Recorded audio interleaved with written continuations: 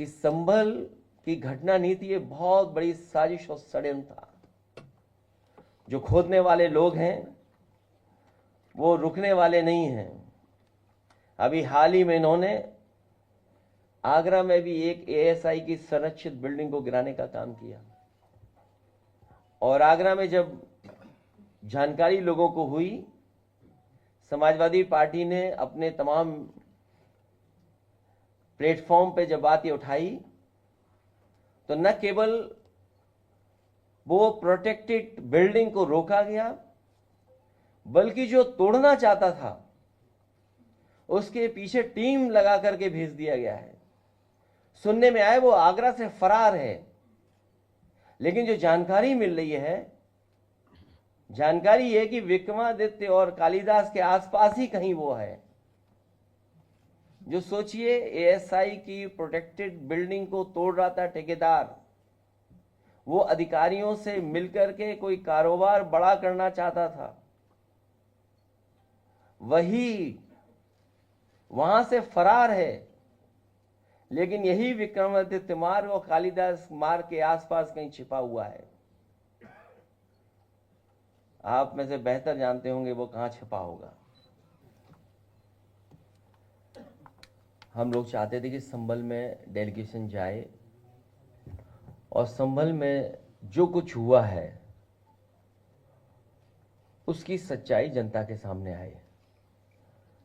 इसके लिए समाजवादी पार्टी ने दोनों सदनों के नेता प्रतिपक्ष, जिसमें सबसे पहले आदरणीय माता प्रसाद पांडे जी, लाल बिहारी यादव जी, श्यामलाल पाल समाजवादी पार्टी के प्रदेश के अध्यक्ष, सांसद हरिंदर मलिक, सांसद रुचि वीरा, सांसद इकरा हसन, सांसद जियाउर रहमान बर्ग, सांसद नीरज मौर्य, पार्टी के नेता कमाल अख्तर, रविदास मेहरोत्रा जी, नवाब इकबाल महमूद साहब, पिंकी यादव, असगर अली अंसारी, जयवीर सिंह यादव, शिवचरण कश्यप से लेकर के ये तमाम साथी जाकर के संभल के लोगों से बातचीत करना चाहते थे।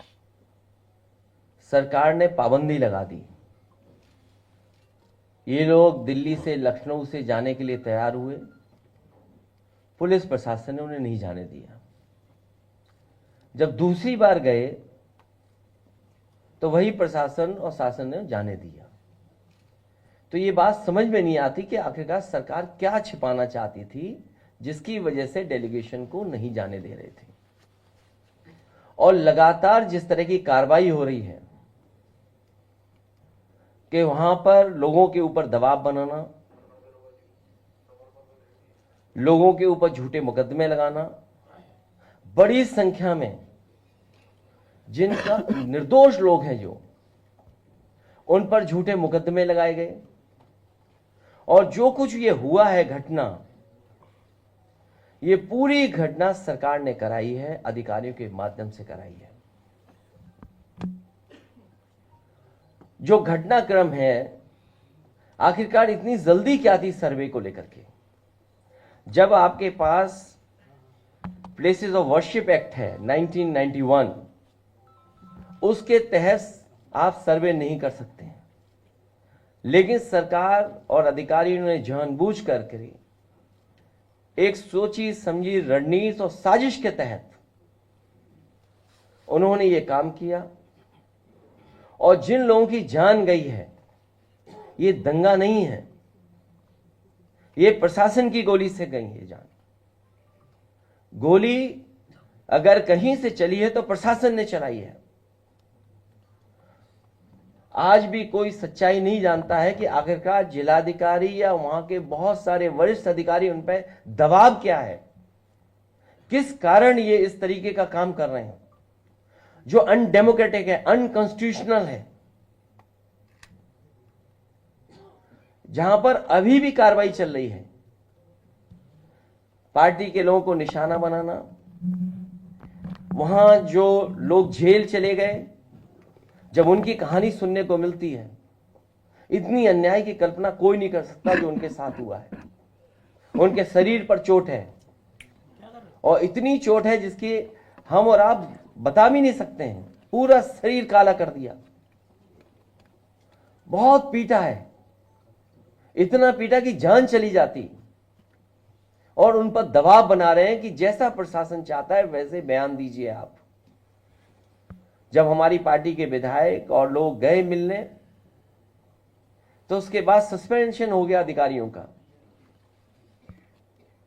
और सस्पेंशन भी जाति के आधार पर हुआ, और फिर बैलेंस करने के लिए फिर एक सस्पेंशन किया गया।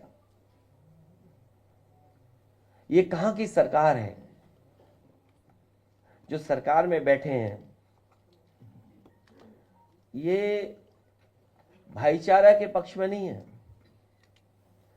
ये दरारवादी पार्टी है। भारतीय जनता पार्टी दरारवादी पार्टी है, दरारवादी पार्टी। इनके लिए इंसान के जीवन का कोई मोल नहीं है,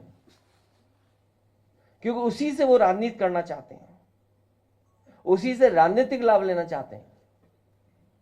भाजपा के अगर काम देखें हम लोग, या पिछले इतने कार्यकाल का जो हम आकलन करें, तो ये भारतीय जनता पार्टी हृदयहीन पार्टी है।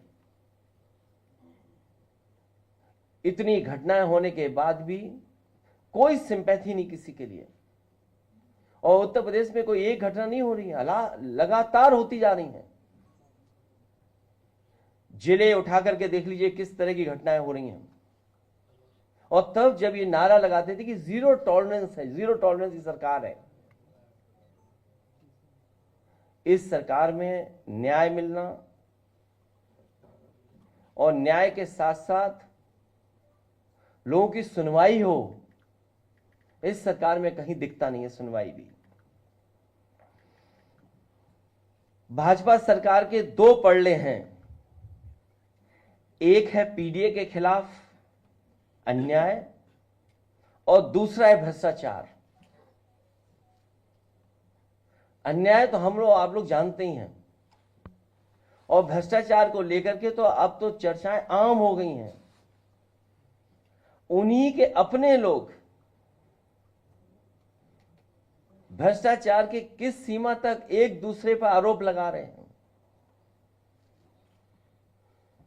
ये बात तो पत्रकार साथी ज्यादा समझते होंगे, या राजनीति को जो समझते होंगे वो बेहतर समझते होंगे कि कौन किस पे आरोप लगवा रहा है भ्रष्टाचार के।